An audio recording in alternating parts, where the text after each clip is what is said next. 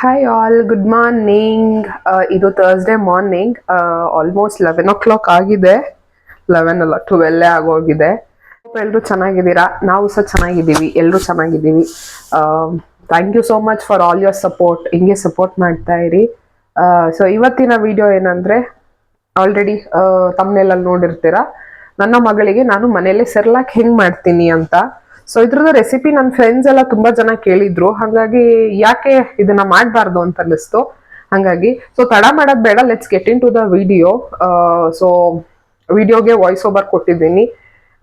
So ಲಾಸ್ಟಿಗೆ ಅದನ್ನ ನಾನು ಹೆಂಗೆ ನನ್ನ ಮಗಳಿಗೆ ಪ್ರಿಪೇರ್ ಮಾಡಿ ಕೊಡ್ತೀನಿ ಅಂತ ಸಹ ಇವಾಗ ತೋರಿಸ್ತೀನಿ, ಆಯ್ತಾ? ಸೊ ತಡ ಮಾಡೋದ್ ಬೇಡ, let's get into the video. ಸರಿಲಾಕಿಗೆ ಬೇಕಾಗಿರೋ ಇಂಗ್ರೀಡಿಯೆಂಟ್ಸ್ ನಾನೇನೇನು ತಗೊಂಡಿದ್ದೀನಿ ಅಂತ ಹೇಳ್ತೀನಿ. 1 ಕಪ್ ಅವಲಕ್ಕಿ, ಒಂದು ಸ್ವಲ್ಪ ಮಕಾನ. ಇದು ಆಲ್ರೆಡಿ ಸ್ವಲ್ಪ ಫ್ರೈ ಮಾಡಿ ಇಟ್ಟಿದ್ದೆ, ಬಿಕಾಸ್ ಶಾಪಿಂದ ತಂದಾಗ ಯೂಶ್ವಲಿ ಅದು ಮೆತ್ತಗಿರುತ್ತೆ, ಸೊ ತಿನ್ನೋದಕ್ಕೆ ಅಂತ ಫ್ರೈ ಮಾಡಿ ಇಟ್ಟಿದ್ದು. ಅದೊಂದು ಸ್ವಲ್ಪ ಉಳಿದಿತ್ತು, ಜಾಸ್ತಿನೂ ಹಾಕೋಬೋದು. ನಾನು ಯೂಶ್ವಲಿ ಜಾಸ್ತಿ ಹಾಕ್ತೀನಿ, ಬಟ್ ಅಷ್ಟೇ ಇದ್ದಿದ್ದರಿಂದ ಅಷ್ಟೇ ಹಾಕಿದ್ದು. ಆಮೇಲೆ ಸನ್ಫ್ಲವರ್ ಸೀಡ್ಸ್, ಪಂಪ್ಕಿನ್ ಸೀಡ್ಸ್, ಸ್ವಲ್ಪ ಮೆಂತೆ, ಜಾಸ್ತಿ ಹಾಕಿದ್ರೆ ಕಹಿ ಬರುತ್ತೆ. ಅದಾದಮೇಲೆ ಬಾದಾಮಿ, ನೆಲಗಡಲೆ, ಒಂದು ಅರ್ಧ ಸ್ಪೂನ್ ಆಫ್ ಫ್ಲ್ಯಾಕ್ಸ್ ಸೀಡ್ಸ್ ಮತ್ತು ಚಿಯಾ ಸೀಡ್ಸ್, ಸ್ವಲ್ಪ ಪಿಸ್ತಾ, ಅದ್ರ ಜೊತೆಗೆ ಸ್ವಲ್ಪ ವಾಲ್ನಟ್ ಆ್ಯಂಡ್ ಸ್ವಲ್ಪ ಗೋಡಂಬಿ. ಸೊ ಇದಿಷ್ಟು ತೊಗೊಂಡಿದ್ದೀನಿ. ಜೊತೆಗೆ ರೆಡ್ ಅವಲಕ್ಕಿ ಕೂಡ ತೊಗೊಂಡಿದ್ದೀನಿ, ಬಟ್ ಇದು ಶೂಟ್ ಮಾಡಬೇಕಾದ್ರೆ ರೆಡ್ ಅವಲಕ್ಕಿ ಇರಲಿಲ್ಲ, ಸೊ ಆರ್ಡರ್ ಹಾಕಿ ಇದನ್ನು ಶೂಟ್ ಮಾಡ್ತಾ ಇದ್ದೆ. ರೆಡ್ ಅವಲಕ್ಕಿ ಬಂದಮೇಲೆ ಅದರದ್ದು ಕ್ಲಿಪ್ಪಿಂಗ್ಸ ಆ್ಯಡ್ ಮಾಡಿದ್ದೀನಿ. ಹೋಗ್ತಾ ಹೋಗ್ತಾ ಅದನ್ನು ತೋರಿಸ್ತೀನಿ. ಸೊ ಇವಾಗ ಮುಂದೆ ಏನು ಮಾಡೋದು, ಇವಾಗ ಒಂದು ಅರ್ಧ ಸ್ಪೂನ್ ತುಪ್ಪ ಹಾಕ್ಕೊಂಡಿದ್ದೀನಿ ಪ್ಯಾನ್ ಕಾದ್ಮೇಲೆ ಹಾಕೊಳ್ಳಿ. ಜಾಸ್ತಿ ತುಪ್ಪ ಹಾಕೋದ್ರಿಂದ ಏನು ಯೂಸ್ ಇಲ್ಲ, ಅದ್ರ ಬದಲು ತಿನ್ಬೇಕಾದ್ರೆ ಹಾಕೋಬೋದು. ಸೊ ಇವಾಗ ಎಲ್ಲ ನಟ್ಸ್ನ ಒಂದೊಂದಾಗಿ ಹುರ್ಕೋಬೇಕು. ಒಂದೊಂದಾಗಿ ಹುರ್ಕೊಂಡ್ರೆ ತುಂಬ ಟೈಮ್ ತಗೊಳುತ್ತೆ. ಸೊ ಈ ಟ್ರಿಕ್ನ ಈ ಸತಿನೇ ನಾನು ಫೈಂಡ್ ಔಟ್ ಮಾಡ್ಕೊಂಡಿದ್ದು, ಇಲ್ಲಾಂದರೆ ಪ್ರತಿ ಸತಿ ಬೇರೆ ಬೇರೆ ಹಾಗೆ ಹುರಿತಾ ಇದ್ದೆ. ಅಂದರೆ ಫಸ್ಟ್ ಬಾದಾಮಿ, ಆಮೇಲೆ ಕಡಲೆ ಬೀಜ, ಈ ಥರ ಹುರಿತಾ ಇದ್ದೆ. ಈ ಸತಿ ಏನು ಮಾಡಿದೆ ಅಂದರೆ ಒಂದು ಟ್ರಿಕ್ ಫೈಂಡ್ ಔಟ್ ಮಾಡಿಕೊಂಡೆ. ತುಪ್ಪ ಹಾಕ್ಕೊಂಡು ಫಸ್ಟು ಬಾದಾಮಿ ಮತ್ತು ನೆಲಗಡಲೆ ಹಾಕ್ಕೊಂಡೆ, ಯಾಕಂದರೆ ಅದು ಜಾಸ್ತಿ ಹುರಿಬೇಕಲ್ವ, ಅದಕ್ಕೋಸ್ಕರ. ಅದಾದಮೇಲೆ ಸ್ವಲ್ಪ ಸ್ವಲ್ಪ ಉರಿ ಯಾವ್ದು ಬೇಕೋ ಅದನ್ನು ಹಾಕ್ತಾ ಹೋದೆ. ಸೊ ನೆಕ್ಸ್ಟ್ ನಾನು ಪಿಸ್ತಾ ಮತ್ತು ಗೋಡಂಬಿ ಮತ್ತು ವಾಲ್ನಟ್ಸ್ ಹಾಕ್ಕೊಂಡೆ. ಇವಾಗ ಅದೊಂದು ಅರ್ಧ ಮುಕ್ಕಾಲು ಹುರಿದಾದ್ಮೇಲೆ ಜೊತೆಗೆ ಸನ್ಫ್ಲವರ್ ಸೀಡ್ಸ್ ಆ್ಯಂಡ್ ಯಾವುದು ಪಂಪ್ಕಿನ್ ಸೀಡ್ಸ್ ಹಾಕ್ಕೊಂಡೆ. ಸೊ ಇದನ್ನೆಲ್ಲ ಹುರ್ಕೋತಾ ಹೋದೆ. ಸೊ ಇದು ಆಲ್ಮೋಸ್ಟ್ ಅವೆಲ್ಲ ಲಾಸ್ಟಿಗೆ ಹಾಕಿದ್ದೆಲ್ಲ ಬೇಗ ಬೇಗ ಹದವಾಗಿ ಹುರಿದಾಗಿರುತ್ತೆ ಎಲ್ಲಾನು. ಸೊ ಈ ಟ್ರಿಕ್ ನಿಮಗೂ ಯೂಸ್ ಆದರೆ ಕಮೆಂಟ್ ಬಾಕ್ಸಲ್ಲಿ ಹೇಳಿ. ಅದಾದ ತಕ್ಷಣ ಮತ್ತೆ ಪ್ಯಾನಿಗೆ ತುಪ್ಪ ಹಾಕಲ್ಲ, ಇದನ್ನು ಡ್ರೈ ರೋಸ್ಟ್ ಮಾಡ್ಕೊತಿದ್ದೀನಿ. ಪ್ಯಾನಲ್ಲಿ ಆಲ್ರೆಡಿ ಸ್ವಲ್ಪ ತುಪ್ಪದ ಪಸೆ ಇರುತ್ತೆ, ಸೊ ಹಾಗಾಗಿ ಅದರಲ್ಲೇ ಹುರ್ಕೋತಾ ಇದ್ದೀನಿ. ಏನೆಲ್ಲ ಮೆಂತೆ, ಚಿಯಾ ಸೀಡ್ಸ್, ಫ್ಲ್ಯಾಕ್ಸ್ ಸೀಡ್ಸ್, ಅದೊಂದು ಸ್ವಲ್ಪ ಹುರಿದು ಚಟಪಟ ಅಂತಿದ್ದಂಗೆ ಸ್ವಲ್ಪ ಮಕಾನ ಇರ್ದಿದ್ದನ್ನು ಹಾಕ್ಕೊಳ್ತೀನಿ. ಮಕಾನ ಜಾಸ್ತಿನೂ ಹಾಕೋಬೋದು, ಚೆನ್ನಾಗಿರುತ್ತೆ, ಏನು ತೊಂದರೆ ಇಲ್ಲ. ಜಾಸ್ತಿ ನನ್ನ ಹತ್ರ ಎಷ್ಟಿತ್ತು ಅಷ್ಟನ್ನು ಹಾಕಿದ್ದೀನಿ. ಅದನ್ನ ಹುರಿದೆತ್ತಿಟ್ಕೊಂಡು ಇವಾಗ ಒಂದು ಬಾಣಲಿಗೆ ಸ್ವಲ್ಪ ತುಪ್ಪ ಹಾಕ್ಕೊಂಡು ಅವಲಕ್ಕಿ ಹುರ್ಕೋತಾ ಇದ್ದೀನಿ. ಸೊ ಈ ಅವಲಕ್ಕಿ ಎಷ್ಟು ಹುರ್ಕೋಬೇಕು, ನಿಧಾನ ಉರಿಲಿ ಹುರ್ಕೋಬೇಕು ಫಸ್ಟ್ ಆಫ್ ಆಲ್. ಅದ್ರ ಜೊತೆಗೆ ಕೆಂಪಾಗಬೇಕು. ಆಮೇಲೆ ಅದನ್ನು ಕೈಯಲ್ಲಿ ಸ್ಮ್ಯಾಶ್ ಮಾಡಿದಾಗ ಪುರಿ ಪೌಡರ್ ಆಗುತ್ತಲ್ಲ ಕೈಯಲ್ಲಿ ಹಿಂಗೆ ಚರ್ಪರ ಅಂತ, ಆ ಥರ ಸೌಂಡ್ ಬರುತ್ತೆ. ಹುರಿದಿರೋ ಅವಲಕ್ಕಿ ಅಷ್ಟು ಹುರ್ಕೋಬೇಕು. ನಟ್ಸ್ ಯಾವುದಕ್ಕೆ ಹಾಕೊಂಡಿದ್ರೆ ಅದಕ್ಕೇನೆ ಹಾಕೋಬೋದು, ಬೇರೆ ಬೇರೆನೂ ಹಾಕೋಬೋದು, ಬಟ್ ಏನು ತೊಂದರೆ ಇಲ್ಲ. ಎಲ್ಲ ತಣ್ಣಗಾದ್ಮೇಲೆ ಪೌಡರ್ ಮಾಡೋದು. ಅಷ್ಟರಲ್ಲಿ ಕೆಂಪು ಅವಲಕ್ಕಿ ಬಂತು. ಸೊ ಕೆಂಪು ಅವಲಕ್ಕಿನ ಮತ್ತೆ ತುಪ್ಪ ಹಾಕಿ ಮಾಮೂಲಿ ಬಿಳಿ ಅವಲಕ್ಕಿ ಹೆಂಗೆ ಹುರ್ಕೊಂಡ್ವಿ ಅದೇ ಥರ. ಸೊ ಇಲ್ಲಿ ತೋರಿಸ್ತಾ ಇದ್ದೀನಿ ನೋಡಿ ಅದು ಹೆಂಗಾಗಿದೆ ಅಂತ. ಸೊ ಇದು ತಣ್ಣಗಾಗ್ತಿದ್ದಂಗೆ ಇನ್ನೂ ಸ್ವಲ್ಪ ಜಾಸ್ತಿ ಕ್ರಿಸ್ಪಿ ಆಗುತ್ತೆ. ಸೊ ಆ ಸೆರ್ಲಾಕಲ್ಲಿ ಆ ಕ್ರಿಸ್ಪಿ ಟೇಸ್ಟ್ ಬರುತ್ತಲ್ಲ, ಅದು ಇದರಿಂದನೇ ಬರೋದು. ಇದು ಮರ್ತು ಹೋಗಿದ್ದೆ ನಾನು, ನನ್ನ ಹತ್ರ ಇತ್ತು ಅಂತ. ಹೇಸಲ್ ನಟ್ಸ್ ಜಾಸ್ತಿ ಹಾಕಿಲ್ಲ, ಯಾಕಂದರೆ ಇದರಲ್ಲಿ ಜಿಡ್ಡಿನ ಅಂಶ ಜಾಸ್ತಿ ಇರುತ್ತೆ. ಸೊ ಒಂದು ಸ್ವಲ್ಪ ತಗೊಂಡು ಅದನ್ನು ಸಹ ಹಾಗೆ ಡ್ರೈ ರೋಸ್ಟ್ ಮಾಡ್ಕೊತಿದ್ದೀನಿ. ಅದು ಡ್ರೈ ರೋಸ್ಟ್ ಮಾಡ್ತಿರ್ಬೇಕಾದ್ರೆ ಅದರಲ್ಲಿ ಎಣ್ಣೆ ಬಿಡ್ತಾ ಇತ್ತು. ಸೊ ತುಪ್ಪದ ಅವಶ್ಯಕತೆ ಇಲ್ಲ ಇದಕ್ಕೆ. ಸೊ ಮಾಡ್ಕೊಬಿಡಿ, ಬಿಕಾಸ್ ನಾನು ವಾಯ್ಸ್ ಓವರ್ ಕೊಡೋದೆ ನನ್ನ ಮಗಳು ಮಲಗಿದ್ದಾಗ. ಇವಾಗ ಹುರ್ಕೊಂಡಿರೋ ಐಟಮ್ಸ್ ಎಲ್ಲಾನು ತಣ್ಣಗಾಗಿದೆ. ಸೊ ತಣ್ಣಗಾಗ್ತಿದ್ದಂಗೆ ಎಲ್ಲಾನು ಕ್ರಿಸ್ಪಿನೇ ಆಗುತ್ತೆ, ಯಾವುದು ಮೆತ್ತಗಾಗಲ್ಲ. ಕೆಂಪಕ್ಕಿ ಸ್ವಲ್ಪ ಲೇಟಾಗಿ ಹುರ್ಕೊಂಡಿದ್ದರಿಂದ ಸಪ್ರೇಟ್ ಆಗಿ, ಹಾಗಾಗಿ ಫಸ್ಟ್ ಅದನ್ನೇ ಪೌಡರ್ ಮಾಡಿಕೊಂಡೆ. ಅದಾದಮೇಲೆ ಯಾವ್ದು ಹಾಕಿಟ್ಟಿದ್ನೋ ಒಂದು ಪಾತ್ರೆಯಲ್ಲಿ ಅದನ್ನೆಲ್ಲ ಮಿಕ್ಸ್ ಮಾಡಿಕೊಂಡು ಗ್ರೈಂಡ್ ಮಾಡ್ಕೊತಾ ಇದ್ದೀನಿ. ಸೊ ಇದು ಒಂದು 2 ಬ್ಯಾಚಸಲ್ಲಿ ಗ್ರೈಂಡ್ ಮಾಡಿಕೊಂಡೆ. ಬಿಕಾಸ್ ನಟ್ಸಲ್ಲಿ ಜಿಡ್ಡಿನಾಂಶ ಇರೋದ್ರಿಂದ ಗಂಟಾಗುತ್ತೆ, ಅಂದರೆ ಅಂಟ್ಕೊಂಡ್ಬಿಡುತ್ತೆ ಮಿಕ್ಸಿಗೆ. ಹಾಗಾಗಿ ನಾನು ಬ್ಯಾಚ್ ವೈಸ್ ಮಾಡ್ಕೊತಾ ಇದ್ದೀನಿ. ಸೊ ಇಷ್ಟು ಪೌಡರ್ ಆಗಬೇಕು. ಸೊ ನೋಡೋದಕ್ಕೆ ಸ್ವಲ್ಪ ರವೆ ಥರ ಇರುತ್ತೆ, ಬಟ್ ರವೆ ಅಷ್ಟು ಹಾರ್ಡ್ ಇರಲ್ಲ, ಬಿಕಾಸ್ ಅವಲಕ್ಕಿ ಅಲ್ವಾ. ಹಾಗಾಗಿ ಇದು ರೆಡ್ ಅವಲಕ್ಕಿ ಆಲ್ರೆಡಿ ಪೌಡರ್ ಮಾಡಿ ಇಟ್ಕೊಂಡಿದ್ದು ಅದನ್ನು ಸಹ ಹಾಕಿ ಮಿಕ್ಸ್ ಮಾಡ್ಕೊತಾ ಇದ್ದೀನಿ.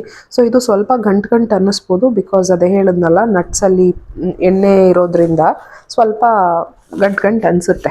ಅದು ಪರವಾಗಿಲ್ಲ, ಕೈಯಲ್ಲೇ ಪೌಡರ್ ಕೈಯಲ್ಲಿ ಹಿಂಗೆ ಮುಟ್ಟಿದ್ರೆ ಪೌಡರ್ ಆಗುತ್ತೆ. ಇದು ನಾನು ಹಾಲಿನ ಹುಡಿ ಅಂದರೆ ಮಿಲ್ಕ್ ಪೌಡರ್ ಯೂಸ್ ಮಾಡ್ತಾ ಇದ್ದೀನಿ. ಈ ಮಿಲ್ಕ್ ಪೌಡರ್ ಬಂದ್ಬಿಟ್ಟು ಅಂಗನವಾಡಿಯಲ್ಲಿ ಮಕ್ಕಳಿಗೆ ಹಾಲಿನ ಹುಡಿ ಅಂತ ಕೊಡ್ತಾರೆ. ಯಾಕಂದ್ರೆ ನ್ಯೂಟ್ರಿಷನ್ ಜಾಸ್ತಿ ಇರುತ್ತೆ, ಅಂದ್ರೆ ಪೋಷಕಾಂಶಗಳು ಜಾಸ್ತಿ ಇರುತ್ತೆ. ಅಂಡ್ ಇದು ಶುಗರ್ಲೆಸ್, ಸಪ್ಪೆ ಇರುತ್ತೆ, ಸಪ್ಪೆ ಹಾಲು ಹುಡಿ. ಹಾಗಾಗಿ ಅದನ್ನ ಯೂಸ್ ಮಾಡ್ಕೋತಾ ಇದ್ದೀನಿ. ಸೊ ಕೊಟ್ಟಿರೋ ನ್ಯೂಟ್ರಿಷನ್ನ ಯಾಕೆ ವೇಸ್ಟ್ ಮಾಡಬೇಕು ಅಲ್ವಾ? ಸೊ ಅದನ್ನ ಈ ಥರ ಯೂಸ್ ಮಾಡ್ಕೊತಿದ್ದೀನಿ. ಯಾಕಂದರೆ ಸೆರ್ಲ್ಯಾಕಿಗೆ ತುಂಬ ಟೇಸ್ಟ್ ಕೊಡುತ್ತೆ. ಅಂದರೆ ನೀವು ಆರ್ಟಿಫಿಷಿಯಲ್ ಸೆರ್ಲ್ಯಾಕ್ ನಾವೇನು ತೊಗೊಬರ್ತೀವಿ ಅಂಗಡಿಯಿಂದ, ಸೇಮ್ ಅದೇ ಥರ ಕೊಡುತ್ತೆ ಹಾಲಿನ ಹುಡಿ ಇದು ಟೇಸ್ಟ್. ಜೊತೆಗೆ ಸ್ವಲ್ಪ ಬೆಲ್ಲ ಹಾಕೋತಾ ಇದ್ದೀನಿ. ಸೊ ಬೆಲ್ಲ ಬೇಡದೇ ಇರೋರು ಸ್ಕಿಪ್ ಕೂಡ ಮಾಡ್ಬೋದು.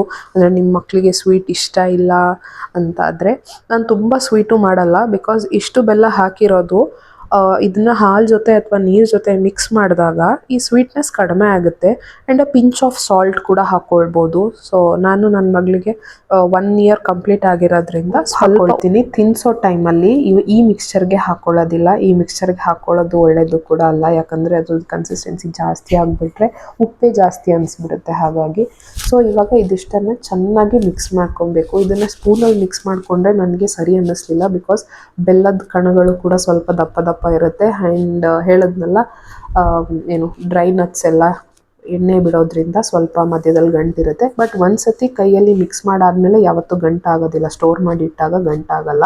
ಸೊ ನಾನು ಇದಿಷ್ಟು ಮಾಡಿರೋದು ಒಂದು 15 to 20 ಡೇಸ್ಗೆ ನನಗೆ ಸಾಕಾಗುತ್ತೆ. ಅದು 1 ಹೊತ್ತು ಕೊಡೋದ್ರಿಂದ, ನೀವು ದಿನಕ್ಕೆ 2 ಹೊತ್ತೆಲ್ಲ ಕೊಡ್ತೀರಾ ಅಂದರೆ ಜಾಸ್ತಿ ಬೇಕಾಗ್ಬೋದು. ಬಟ್ 1 ಹೊತ್ತಿಗೆ 15 to 20 ಡೇಸ್ ಬರುತ್ತೆ ಇದಿಷ್ಟು ಒಂದು ಬ್ಯಾಚ್. ಇದನ್ನ ಏರ್ ಟೈಟ್ ಕಂಟೈನರಲ್ಲಿ ಸ್ಟೋರ್ ಮಾಡಬೇಕು, ಇಲ್ಲಾಂದರೆ ಸೆರ್ಲ್ಯಾಕ್ದು ಕ್ರಿಸ್ಪಿನೆಸ್ ಹೋಗ್ಬಿಡುತ್ತೆ, ಫುಲ್ ಮೆತ್ತಗಾಗ್ಬಿಡುತ್ತೆ. ಆ್ಯಂಡ್ ಟೇಸ್ಟ್ ಕೂಡ ಚೇಂಜ್ ಆಗುತ್ತೆ. ಹಾಗಾಗಿ ಇದನ್ನು ಕಂಟೈನರಲ್ಲಿ ಹಾಕಿಡೋದೇ ಒಳ್ಳೆಯದು. ಸೊ ತಿನ್ನೋಕ್ಕೂ ಚೆನ್ನಾಗಿರುತ್ತೆ. ಸೊ ಮಕ್ಕಳು ಹಠ ಮಾಡ್ತಿದ್ರೆ 1 ಸ್ಪೂನ್ ಸುಮ್ಮನೆ ಕೈ ಕೊಟ್ರು ಬಾಯಿಗೆ ಹಾಕೋತಾರೆ, ಅಷ್ಟು ಚೆನ್ನಾಗಿರುತ್ತೆ. ಸೊ ಇದು ನನ್ನ ಮಗಳ ಸೆರ್ಲ್ಯಾಕ್ ರೆಸಿಪಿ. ನಿಮಗೆ ಸೆರ್ಲ್ಯಾಕ್ ರೆಸಿಪಿ ಇಷ್ಟ ಆಯಿತು ಅಂದ್ಕೊಂಡಿದ್ದೀನಿ. ನ್ಯೂಟ್ರಿಯೆಂಟ್ಸ್ ಡೆನ್ಸ್ ಇದೆ, ಅಂದರೆ ಪೋಷಕಾಂಶಗಳು ಜಾಸ್ತಿ ಇದೆ, ಯೂಸ್ ಮಾಡ್ಬೋದು. ಆ್ಯಂಡ್ ಟ್ರಾವೆಲಿಂಗಿಗೆ ತುಂಬ ಈಸಿ. ನಾನು ಯೂಶಲಿ ಟ್ರಾವೆಲಿಂಗ್ ಟೈಮಲ್ಲಿ ತೊಗೊಂಡು ಹೋಗ್ತೀನಿ. ಸೊ ಫುಡ್ ಅವೈಲೇಬಲ್ ಇಲ್ಲ ಅಂದರೆ, ಅಥವಾ ಅವಳು ತಿನ್ನುವಂಥ ಫುಡ್ ಇರಲಿಲ್ಲ ಅಂದರೆ ಏನಿಲ್ಲ, ಇದಕ್ಕೆ ಒಂದು ಸ್ವಲ್ಪ ಹಾಲು ಅಥವಾ ನೀರು ಏನು ಸಿಗುತ್ತೋ ಆ ಟೈಮಲ್ಲಿ, ಅಥವಾ ಹೋಟ್ಲ್ ಆದರೆ ಹಾಲು ಸಿಗುತ್ತೆ ಯೂಶಲಿ. ಹಾಲು ಸಿಕ್ಕಿಲ್ಲ ಅಂದರೂ ಸಹ ಬಿಸಿ ನೀರು ಸಿಕ್ಕಿದ್ರೂ ಸಾಕು, ಯಾಕಂದರೆ ಆಲ್ರೆಡಿ ಇದರಲ್ಲಿ ಮಿಲ್ಕ್ ಪೌಡರ್ ಯೂಸ್ ಮಾಡಿರೋದ್ರಿಂದ ಬರೀ ನೀರಲ್ಲಿ ಕೂಡ ಅದನ್ನ ಮಾಡ್ಬಿಟ್ಟು ಕೊಡ್ಬೋದು. ಸೊ ಇವಾಗ ನಾನು ಹೆಂಗೆ ಪ್ರಿಪೇರ್ ಮಾಡ್ಕೊಡ್ತೀನಿ ಅಂತ ತೋರಿಸ್ತೀನಿ. ಆ್ಯಂಡ್ ತುಂಬ ನಾನು ಪ್ರಿಪೇರ್ ಮಾಡ್ತಿಲ್ಲ, ಬಿಕಾಸ್ ನನ್ನ ಮಗಳದ್ದು ತಿಂಡಿ ಆಗಿದೆ. ಹಾಗಾಗಿ ಒಂದು ಸ್ವಲ್ಪ 1 ಸ್ಪೂನಲ್ಲಿ ಎಷ್ಟು ಹೆಂಗಾಗುತ್ತೆ ಅಂತ ತೋರಿಸ್ತೀನಿ. Okay, let's get. So already ಇದು ಸುಮಾರು ಖಾಲಿ ಆಗಿದೆ, ಯೂಸ್ ಮಾಡ್ತಾ ಇದ್ದಾರೆ ಆಲ್ರೆಡಿ. ಓಕೆ, ಸೊ ಇದರಲ್ಲಿ ನಾನು ಜಸ್ಟ್ ಒಂದು ಇಷ್ಟು ತಗೊಳ್ತಾ ಇದ್ದೀನಿ ಅಷ್ಟೇ, ಇದು ತೋರಿಸೋದಕ್ಕೋಸ್ಕರ. ಸುಮ್ಮನೆ ಯಾಕೆ ವೇಸ್ಟ್ ಮಾಡೋಣ ಅಲ್ವಾ, ಹಾಗಾಗಿ. ಸೊ ಇದಿಷ್ಟಕ್ಕೆ ನಾನು ಒಂದು ಪಿಂಚ್ ಆಫ್ ಸಾಲ್ಟ್ ಯೂಸ್ ಮಾಡ್ತೀನಿ. ಪಿಂಚು ಬೇಡ, ಯಾಕಂದರೆ ಇದು ತುಂಬ ಕಡಿಮೆ ಇರೋದ್ರಿಂದ ಪಿಂಚ್ ಕೂಡ ಜಾಸ್ತಿ ಆಗುತ್ತೆ. ಒಂದು ಚೂರೇ ಚೂರು ಸಾಕು. ಇದಕ್ಕೆ ನೀವು ತುಪ್ಪ ಹಾಕೋಬಹುದು. ನಾನಿಲ್ಲಿ ತುಪ್ಪ ಹಾಕ್ತಾ ಇಲ್ಲ, ಬಿಕಾಸ್ ಇವಾಗ ಅವಳು ತಿಂತಾ ಇಲ್ಲ ಅಲ್ವಾ, ಅಂದರೆ ಇವಾಗ ಅವಳಿಲ್ಲ, ಹಾಗಾಗಿ ನಾನು ತುಪ್ಪ ಹಾಕ್ತಾ ಇಲ್ಲ. ಸೊ ಇದಕ್ಕೆ ತುಪ್ಪ ಸಹ ಹಾಕೋಬಹುದು. ನಾನು ಯೂಶಲಿ ಮನೆಯಲ್ಲಿ ಇದಕ್ಕೆ ಬಿಸಿ ಹಾಲನ್ನ ಹಾಕೊಳ್ತೇನೆ. ಸೊ ತೋರಿಸ್ತೀನಿ.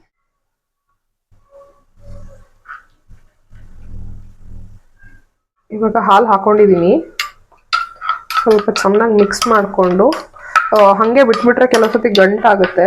ಸೊ ಇಲ್ಲಿ ನೋಡಿ, ಸ್ವಲ್ಪ ತಿಕ್ ಪೇಸ್ಟ್ ಥರ ಆಗಿದೆ. ಸೊ ಇದನ್ನು ಒಂದು ಸ್ವಲ್ಪ ಹೊತ್ತು ಮುಚ್ಚಿಡಬೇಕು.